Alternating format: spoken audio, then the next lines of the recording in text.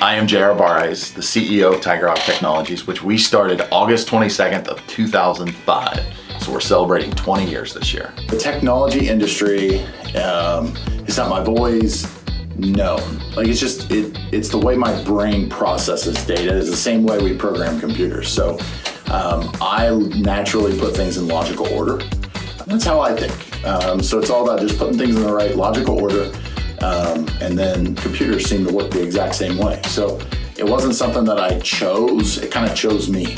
I graduated high school, I went to college to be in broadcasting. I always took classes, computer programming classes, and I was doing the morning show host after school. I did the morning show host on Kick FM. I was doing radio. And one of our owners of the business came in and said, hey, you know what would be really great, since you do the morning show on Kick, if you could do the weekend morning show on our sister station, Kick's 105 FM in Warrensburg, Missouri.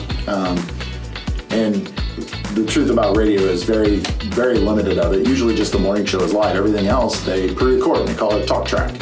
And so I got to digging around in the computer system and figured out how I could write a server that allowed us to talk to another server in another town. So now we build this system so that the server from our Quincy office could talk to the server in the Warrensburg office, and then within a week of that, I was able to do talk tracks for our sister station. And so I did the morning show remotely for the weekends. And I did it for a few weeks, and then we decided we were going to take it full scale. This was, 2002-ish. And 2001 maybe, and nobody had ever really done this before. And so I was building that, and I thought, well, this is really cool. And that's when a couple people who were starting an IT company took notice and saw it, and they're like, you should come work for us. Like, you would be really great in the tech field. You communicate with people, and that's really hard to get techs to communicate with people. And you obviously have some knowledge. And so it was all happenstance. It was all being in the right place, having the right conversations, meeting the right people that led me into being in the tech field. The biggest thing that I find that most business owners don't do well is they don't convey the process of running the business to their employees. Put the processes together so that you don't have to be the only person doing it. Just understanding how to get all your processes down. Every step of everything I do is documented so that I don't have to be the person who does it. About role models. I have core values, everybody has them. And one, I was discovering what mine were. Integrity is my top one. And why is integrity so important to you? Well, I equate it back to one of my first bosses I ever had. His name was Ed. And understanding how Ed thought and how Ed held people accountable, but at the same time, and Ed's one of his favorite things he used to tell me is, I'm gonna ask you to do a job, and not because I don't wanna do it, but because I'm really busy with something else and we gotta get this done. No job is ever too small or too big for somebody. I learned a lot about how to treat other people and make sure that what my thoughts were should be heard. Ed was amazing. I've had some really great role models growing up. Started when I was in high school. I worked at WGEM, and Tom Oakley was the owner, and the things Tom did for the tri-state area were unbelievable. And so being able to sit back and I was always this little high school kid in the meetings, but I would be at the back of the meeting just totally in awe of what a business owner did. I mean, him and a couple of people basically made sure that we had an interstate that came to Quincy. That's not normal. It's extraordinary. And so I've always had good role models growing up, and now I try really hard to be a good role model myself. This is the tech industry. It changes a lot, which is a motivation. Also, making sure I take good care of my clients. If we lose clients, I lose money, so that's a really good motivator. I'm also a very self-motivated person. I have idle hand issues where if I'm not doing anything, you can guarantee I'm gonna get myself into trouble by breaking something or doing something. So I have no problem finding things to get done. We start every Monday. We have a meeting every Monday at 10 a.m. And we start out with big wins, and everybody has to give a big win from last week. And my big wins come in little small packages of, hey, I watched a new tech accomplish something that I didn't know he or she could do. That's a big win to me. I got a contract signed by somebody. That's a big win to me. Next month, I'm leaving here in 2 weeks and going to Nashville. I'm getting honored as the Genius of the Month for a group that I'm part of, a worldwide group of IT professionals. I don't know that I have one big win. My wins usually come in small increments. Good traits for a great tech. This one's pretty easy. Show up to work, have a good attitude, and then be willing to learn. Really, really important.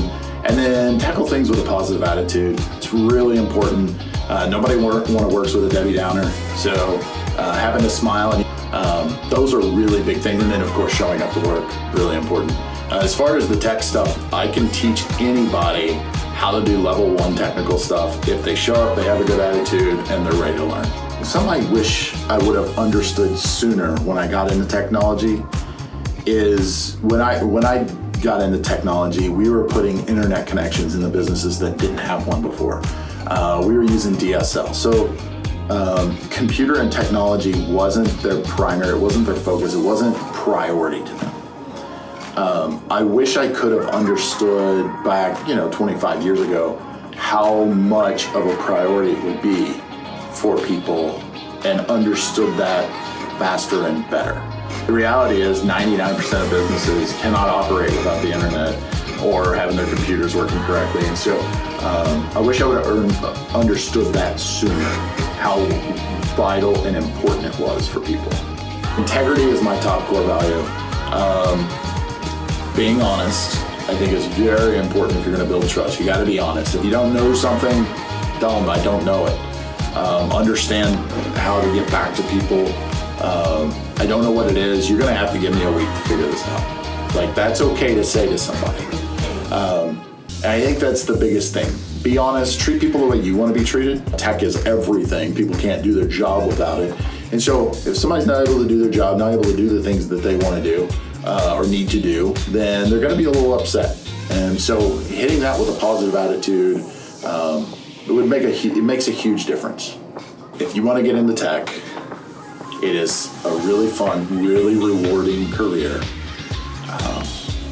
Understand some of the basic things. So if that means going to an area of school and getting an A+ certification, do it if you want. It's not mandatory. Understanding that there's going to be a lot of stuff you don't know, and that's okay. It is an awesome field, but it can also be very overwhelming. The other side of technology that people don't understand is when you get into tech, there's a billion different areas you can get into. Figuring out the things you would really get into that really wake you up, that get you going, I think would be really important. And if you go get like an A+ certification, or you don't even have to go get the certification, if you study for that, you're going to find a lot of different areas that you're interested in, so you can start kind of focusing on those areas. If you're searching for what your passion is, I would try to figure out what wakes you up in the morning. What is it that you're interested in? For some people, I get up because I like watching TV. Well, maybe there's something there for you. I like playing video games. There's careers in video games. A lot of times, if you actually sit back and figure out which part of whatever it is that you woke up and really liked, you'll find there's an entire career path in whatever that part is. So understanding yourself first, I think, is by far the best. Figure out who you are. Figuring out who you are and what really makes you tick, I think, is the very first thing I would figure out.